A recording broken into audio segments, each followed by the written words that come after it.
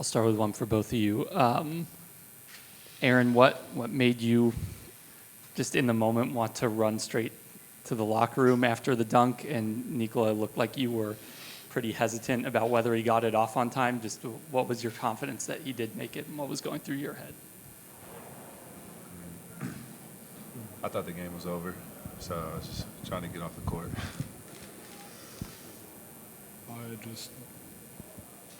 I didn't want to have excitement and then go down. So I was just like, I'm just going to keep calm. So that was my approach. I didn't know what happened, to be honest. I thought it was close, but it was really, really close. So It was.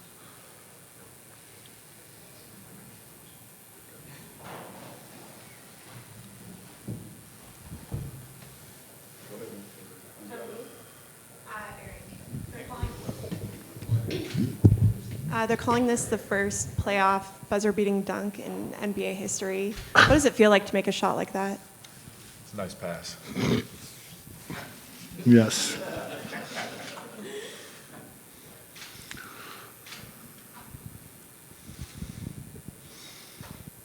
So, Joker, was it a pass? No, it wasn't. Actually, guys, I don't know how you're familiar with EuroLeague. Teodosic made a exact same, like he missed a ball and Josh Childers came and picked up and they won Final Four. I think it was semifinals it was CSK against Partizan. Yeah, long time ago. Maybe I can help you guys write the story. Aaron, where does that rank in terms of bigger shots of your career? Nice shot. That was a really Great nice shot. shot. Dude, a lot of skill with that one. It's up there. Honestly, when it comes down to it, just happy we won. You know, that's really what it comes down to. Zdrava, Nikola. Hi, Aaron. Sorry, I'm not Serbian. I'm not from Serbia. I'm from Poland. Marta Kiszka, nice to meet you. Guys, I know it's for you the most important miss of your career, probably. It's the most important dunk for you of your career, probably. So what's your mindset right now? I mean, the series is tied. Like, we're going back to Denver, so I think it's best of three, right? Best of two, best of three. How do you say? Yeah. So, you know, now the series is even, and it's completely different. Everything.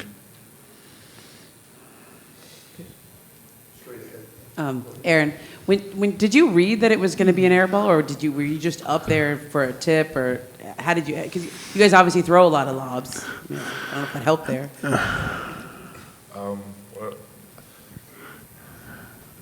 Joker was trying to get to his bag.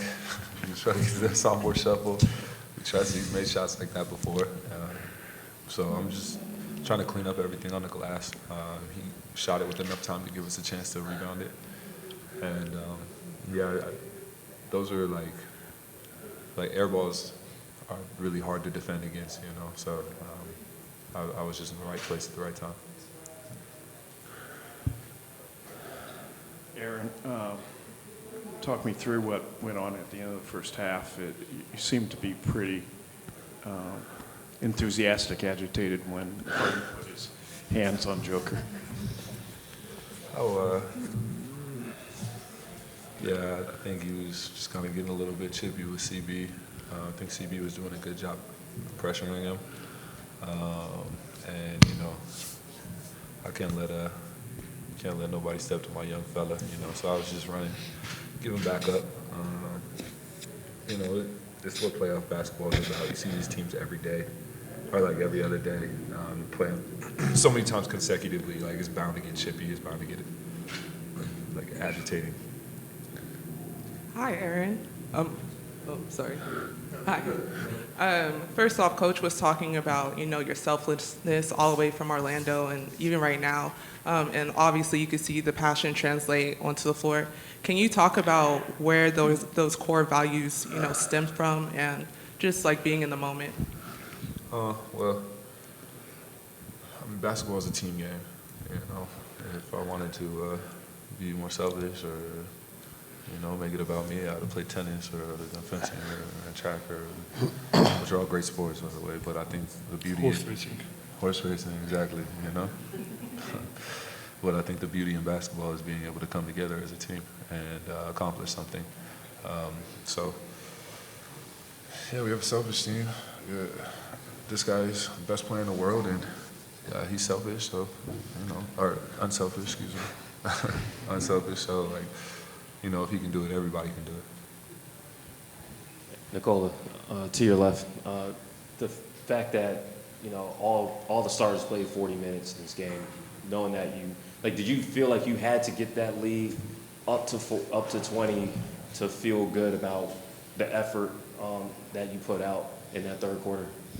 To be honest, I thought we were really good even in the first half, and we were on the halftime. We talk about oof, it's so close, but we thought we played much better than them in the first quarter, in the first half. So, and I think just the momentum we had in the second half, the beginning of the second half, it just led us to that 20-point lead. So. Yes, of course, we want to have a 20-point lead every time, but it's not gonna happen every time. Do you guys think the team's performance today had more to do with technical adjustments and strategy, or mindset and attitude? I did not understand one word. Can you say again, please? Yeah, of course. Do you guys think the team's performance today had more to do with technical adjustments and the strategy, or mindset and attitude? It was. Can I answer? It was definitely a little bit of everything. The mindset, the physicality must be there. I think the last game they were definitely their physicality was up there, and our were not. And of course, there is little. Strategy, little tactics that you can throw out there, just to make them feel a little bit uncomfortable or make them feel a little bit different. Nicola, towards the end of the fourth quarter, you guys began to lose the lead. How did you guys recalibrate together as a team, come back and win the game? I think we didn't. I think we were just. We were losing the whole fourth quarter, and I think our defensive strategy tactic was kind of falling apart, and we cannot let that happen. I think even I think we kind of had open looks on the offensive side. I think sometimes we were a little bit surprised how open we are, some guys, and it was. I think the defense is something that we need to work on in those last couple minutes where they were really on the run. Nicola, what was going through your mind when you let that shot go at the end? This is going to be bad.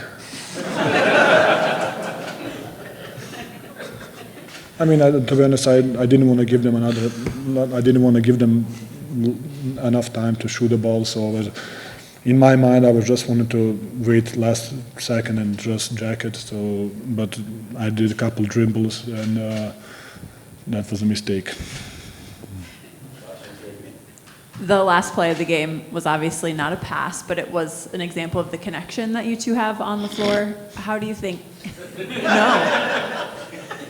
AG knew where the ball was going to be when you threw it up there, so maybe an example of it. But why do you think you guys have the relationship that you do, both on and off the floor? What's contributed to that? I thought the ball was going in the hoop when he shot it. Yeah.